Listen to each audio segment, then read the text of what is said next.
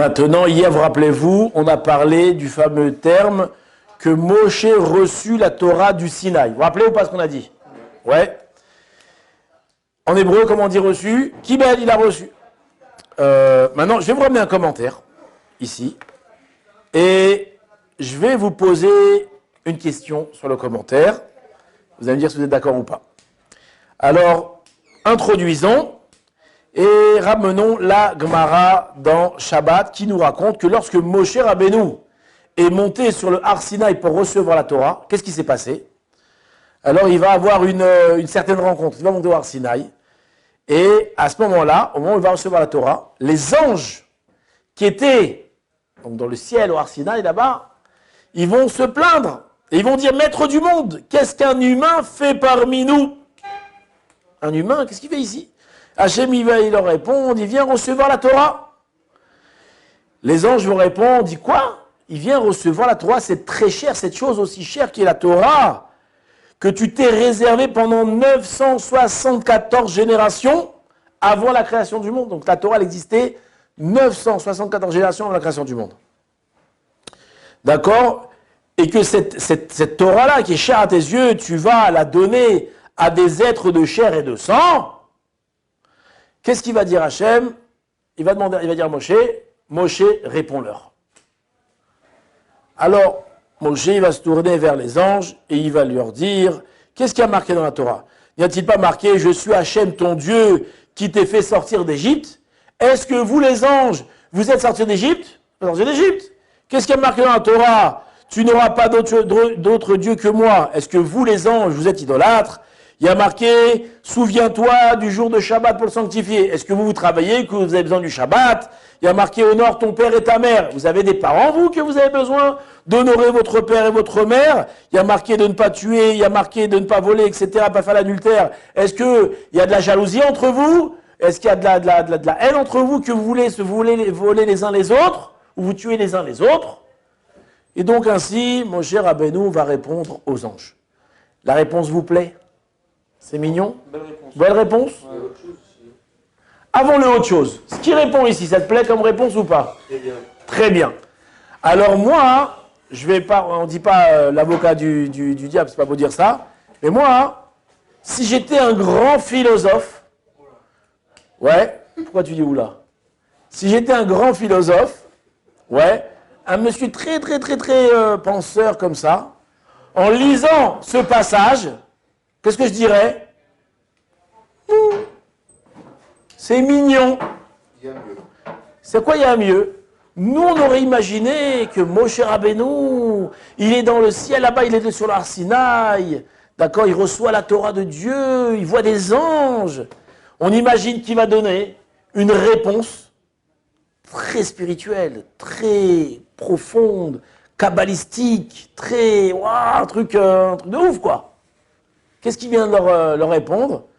Par rapport à des actes, écoutez, techniquement, vous ne pouvez pas recevoir la Torah, vous, parce que vous n'êtes pas ni des hommes, ni des... C'est ça la réponse qu'a donnée Moshe Rabbeinu. Vous êtes d'accord avec la question ou pas? C'est une bonne réponse en soi. Alors, en soi, tu as raison, c'est une très bonne réponse. C'est une vraie réponse. C'est vrai, c'est pas... C'est une vérité. Mais d'un autre côté, on aurait imaginé plus de profondeur. Bien sûr, mais comment tu veux rentrer plus en profondeur avec des anges qui ne connaissent pas la faute, qui ne connaissent même pas... En gros, ils ont pas... La Torah, t'as raison. Ça donne une réponse sur la Torah aussi et par la même... Ouais, mais là, tu limites la Torah à des actes, pas tuer, pas voler, pas machin, tu sais, Non, mais ça paraît un peu léger. C'est un guide pour l'humanité, parce qu'en réalité, les anges n'ont pas besoin de guide, ils sont avec Dieu.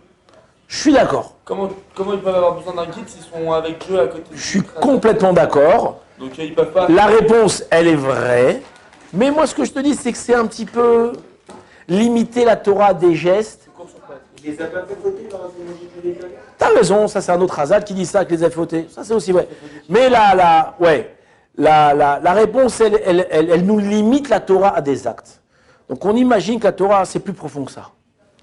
Alors, je ne vais pas vous répondre à cette question-là avec des termes kabbalistiques ou des trucs très profonds, mais on va juste rajouter un peu de profondeur à la réponse de Moshe Rabbeinu. Pour répondre à cela, je vais vous raconter une histoire encore. Ici, c'est rapporté dans un midrash, Psikta Rabati 21. D'accord? Très connu, c'est très très connu. Même Avraham Fried, il en a fait une chanson de ça. D'accord? Très jolie chanson. Qu'est-ce qu'il nous raconte qu'est-ce qu'il nous raconte le Midrash? Que Hachem, avant de donner la Torah, qu'est-ce qu'il a fait? Il est parti voir toutes les nations du monde pour leur proposer la Torah. Il est parti voir Esav, l'Occident. Vous voulez recevoir la Torah? Ah oui, la Torah, ouais. Il y a marqué quoi dedans? Il y a quoi dans la Torah? Il y a marqué, non, d'abord Esav, l'Occident, il y a marqué tu ne tueras pas. Ah, tu ne tueras pas, non, on ne peut pas. Pourquoi? Nous, on est des tueurs, nous. Bechar bechatira, la pointe de ton glaive, tu vivras. Comme ça, Yitzhak a béni Esav. On voit que Esav, lui, c'est un tueur. D'accord? Nous, on est des fabricants d'armes. Ouais, la bombe atomique, tout ça, c'est purement occidental. Nous, on fait des grandes guerres. Combien de guerres? Première guerre mondiale, 10 millions de morts. Deuxième, 50 millions de morts. On est des grands tueurs, on est des barbares. Tu nous empêches de tuer, on ne peut pas. C'est notre vie tuer. Il est parti voir Ishmaël, voulait recevoir la Torah. Qu'est-ce qu'il y a marqué? Ne pas voler. Ah, nous, pas voler. Nous, on vit que de ça. On vit que le vol. Le vol, c'est notre façon d'être, c'est notre façon de vivre. On ne peut pas ne pas voler. Ouais. Il est parti voir Ammon ou Moab, ces deux peuplades. Vous savez c'est qui Ammon ou Moab? Ammon ou Moab, les filles de Lot, quand ils vont fuir Sodome, Lot va se cacher, va se réfugier dans une grotte avec ses deux filles. Ces deux filles, elles vont croire, après avoir vu l'explosion de Sodome, où la ville elle va être renversée comme ça, ils vont croire que c'est la fin du monde. Et elles vont penser à régénérer l'humanité. Et qu'est-ce qu'elles vont faire? Elles vont saouler leur père et elles vont avoir une relation incestueuse avec lui. Et de ces deux relations, il va naître deux enfants, Ammon, Ben-Ami et Moab. Et ça va être deux peuplades qu'on va retrouver tout au long de l'histoire. Et donc, il va voir ces peuplades-là, il va leur dire, vous voulez recevoir la Torah, qu'est-ce qu'il y a marqué dedans? Il y a marqué de ne pas avoir des relations incestueuses, l'adultère, etc. Qu'est-ce qu'ils vont répondre? Mais nous, on est le fruit de l'inceste. Nous, on est le fruit de l'adultère. Qu'est-ce que on ne peut pas recevoir la Torah. À la fin, il va partir voir le Ham Israël et il va dire, vous voulez recevoir la Torah? Qu'est-ce qu'ils vont dire le peuple juif? Combien ça coûte? Il va dire, c'est gratuit. Alors, donnez-moi en deux. Non, ça, c'est une blague. Qu'est-ce qu'ils vont dire le Ham Israël? Naaseh venishma. Ils vont accepter de recevoir la Torah. D'accord? Comme ça, le Midrash raconte. Très joli. Maintenant, ils l'ont refusé pour que dans leur pays actuellement ce soit tout à il a fait, c'est ce qu'il avait raconté. Alors je vais te raconter en version longue. Maintenant, la question qu'on a posée. On dit pourquoi est-ce que les nations du monde vont refuser la Torah? À cause de quoi? De ne pas tuer, de ne pas voler, de ne pas faire l'adultère. Mais dans leur propre loi, à toutes les nations du monde, il y a marqué qu'on n'a pas le droit de voler, de tuer, de faire l'adultère. C'est interdit.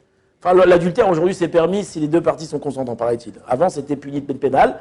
Aujourd'hui, c'est la tromperie. La tromperie, exactement. Maintenant, pourquoi avoir refusé? Si Hachem, vous avez demandé, est-ce que vous voulez recevoir la Torah? Qu'est-ce qu'il y a marqué dedans? Il y a marqué de faire Shabbat. Et vous aurez dit, ah non, on ne peut pas faire Shabbat, time is money, nous on ne peut pas se reposer, on a besoin de travailler. Alors on aurait compris. S'il avait dit, la Torah, il y a marqué, il faut mettre les tefilines. Ah, les tefilines, ah, mais ça fait mal, il faut mettre les lanières. Ah, ça fait, je veux pas. On aurait pu comprendre. Mais vous allez-vous refuser la Torah à cause de quoi? De lois que vous-même, vous allez mettre dans vos lois. Donc c'est ridicule. Vous auriez dû accepter. Vous seriez devenu le peuple de Dieu. Voilà, et bon, moi, vous serez avec des règles divines. Donc pourquoi refuser la Torah pour des règles que vous-même, vous comprenez qu'il faut appliquer et pas sanctionner, mais mettre en... Alors, qu'est-ce qu'on répond? Alors, on va laisser les nations du monde répondre à la question. Non, okay, ils vont répondre, les nations du monde. J'ai reçu un télégramme des nations du monde qui nous ont envoyé la réponse à cette question-là. Alors, je vais vous le lire avec votre permission. D'accord? Ça ne vous dérange pas? C'est vrai que nos lois interdisent de voler, de tuer, etc. Mais c'est uniquement, pourquoi? Pour permettre d'instaurer un ordre minimum au sein de nos sociétés. Imaginez-vous une société où on a le droit de tuer, où on a le droit de voler, on a le droit de faire n'importe quoi, ça serait invivable. D'accord? Chacun il sortirait avec son fusil, il se tirait dessus, l'autre il le vole, il le tue, il le tue. On ne peut pas vivre comme ça. Donc on est obligé, qu'est-ce que t'as dit? Ah. Pour que la société elle puisse fonctionner, de mettre des règles, de mettre des lois. Donc on va interdire le vol, interdire le meurtre, et on va punir le vol, le meurtre et tous les autres méfaits. Sinon, on vivrait un véritable enfer. Toutefois, attention, nous n'obligeons pas nos concitoyens à haïr le vol et le meurtre. Est-ce que je dois haïr le vol? Je dois haïr le meurtre? Non, c'est pas interdit. Chacun est libre d'aimer ce qu'il veut. La liberté. D'ailleurs, tous les ans, nos producteurs cinématographiques produisent de très bons films de quoi? De guerre, de policiers, où là-bas, le meurtre, le vol et la débauche sont exaltés. Il y a quelques jours, j'étais dans un cours comme ça, et il a sorti ça, un des raves, il a sorti son téléphone, et il a commencé à regarder sur Google des statistiques. Et là-bas, il a dit combien un enfant américain, jusqu'à l'âge de 20 ans, il a vu d'images de violence. Dites un chiffre. Combien d'images? Entre 150 et 200 000 images. Ouais. Jusqu'à l'âge de 13 ans, il a vu combien de meurtres? De vrais meurtres? Non, à la télé. Ah, une centaine, non, peut-être 1000. Entre 8 000 et 16 000 meurtres. Combien il a vu de scènes de débauche? Alors, il regarde la télé environ, ou les trucs, 3 heures par jour. Il voit environ 8... Attends, comment c'était? C'était une toutes les 10 minutes. Ça fait 18. En 3 heures, ils en voient 18. Scène de débauche. Il n'a pas marqué image, il a marqué scène de débauche. 18. Combien les statistiques en France j'ai pas envie de dire le mot parce qu'il est trop sale, mais bon, on va pas trouver un autre mot, d'adultère en France. Le pourcentage de personnes qui en France sur 60 millions? Adultère. Vous savez combien? C'est 40 personnes. Regardez sur Internet. 40%. Entre 35 et 45%. Ah oui. Les hommes et les femmes. Ah oui. Ça veut dire qu'ils s'affirment infidèles. Ouais. D'accord? Donc, on voit que ici, comme il dit, on voit que la débauche sont exaltées. Et dans les films, le tueur est charismatique, plein de charme, intelligent, même parfois sympathique. Ouais, ils font des tueurs, des filles avec des tueurs, ils sont sympas, les tueurs, hein. Ils tuent un mec, mais bon, ils rigolent, ils sont sympas. Ouais. Le voleur, quant à lui, un vrai héros des temps modernes. Ouais, ils font des films où il y a des braquages, où il y a des vols, des cambriolages, d'accord. Et nous, quand on regarde le film, on est du côté de qui? De la police ou du méchant? Pourquoi? C'est terrible. C'est du coup qu'il doit se sauver. C'est avec lui qu'on veut. Ouais, il va y arriver, il va réussir à voler, il va voler. C'est terrible quand même, non? C'est un peu... D'ailleurs, nos jeunes aiment d'ailleurs s'identifier à ces personnages. Mais nous veillons tout de même souvent qu'à la fin, ce soit les gentils qui gagnent. Pourquoi? Ça fait meilleur genre, on ne va pas faire gagner tout le temps les méchants. Pour ce qui concerne de la débauche, nous développons de très nombreuses émissions sur nos chaînes de télévision, dans nos magazines, à la radio, etc., proposant des programmes variés. Ouais. Et il y en a pour tous les goûts. Et lui, il aime, et lui, il n'aime pas, et viens, je te trompe, et viens, tu me trompes, et viens que toi, t'es... Ouais, bon, vous créez toutes les histoires, on va vous raconter. Comme il dit, pourquoi on fait ça? Parce que nous adorons cela. Mais attention, il ne faut pas se faire attraper, car là encore, cela fait mauvais genre. On risquerait d'être cité dans des magazines à scandale, ou des journaux qui, soit dit en passant, connaissent un succès prodigieux, malgré la bassesse des propos qui y sont tenus. Vous connaissez les magazines comme ça? De Dorago. Il y a quelques années, je vais raconter ça, il y a quelques années, j'ai eu un trip philosophique comme ça, et j'ai envie d'étudier la philosophie. Je suis rentré dans une librairie, et là-bas, il y avait une vendeuse comme ça, elle était comme ça. Et je lui dis, vous n'avez pas un magazine de philosophie? Et la dame, elle me dit, bah si, là-bas, vous avez philosophie. Alors j'ai cherché le magazine, je l'ai sorti comme ça. J'ai regardé, c'était pas très intéressant. Je l'ai posé. Je lui dis, non, vous n'avez pas autre chose, madame? Qu'est-ce qu'elle me dit? Elle me dit, mais monsieur, mais ça intéresse personne, ces trucs-là. Les gens, ça, ce qui s'intéresse, voici, entrevue, gala, que les trucs à potin. D'accord? Donc continue la ration du monde, c'est la raison pour laquelle nous avons refusé la Torah. Lorsque le Créateur nous a demandé, quand Dieu nous a demandé si nous voulions la recevoir. En effet, il ne demandait pas simplement, alors là c'est ça la profondeur qu'on va rajouter dans la réponse de Moshe Rabbeinu. D'accord? Ce qu'on a dit, ça se limite à des actes, non. Que le Créateur du monde ne va pas demander simplement de s'abstenir de tuer, de voler, afin que la société soit viable. C'est pas pour ça. Il voulait que nous développions dans notre âme la haine du vol, du meurtre et de la débauche. Lorsque la Torah, elle te dit, tout ce qu'elle te dit dans les 10 commandements et toutes ces choses-là, elle veut que ça soit une chose qui fait partie de toi. Lorsque je vais te parler de vol, de meurtre, ça doit te faire vomir, ça doit te dégoûter. Que cela fasse partie de notre aide, de notre culture et de nos lois, afin d'être un peuple phare pour l'humanité. D'accord? Quand dans les discussions, il raconte que lui, il a fait telle escroquerie, il a fait tel truc, machin, on regarde, ah ouais, il a fait comme ça. Mais c'est pas du tout quelque chose qui doit nous faire rigoler. Quand on entend ça, on doit vomir, ça doit dégoûter.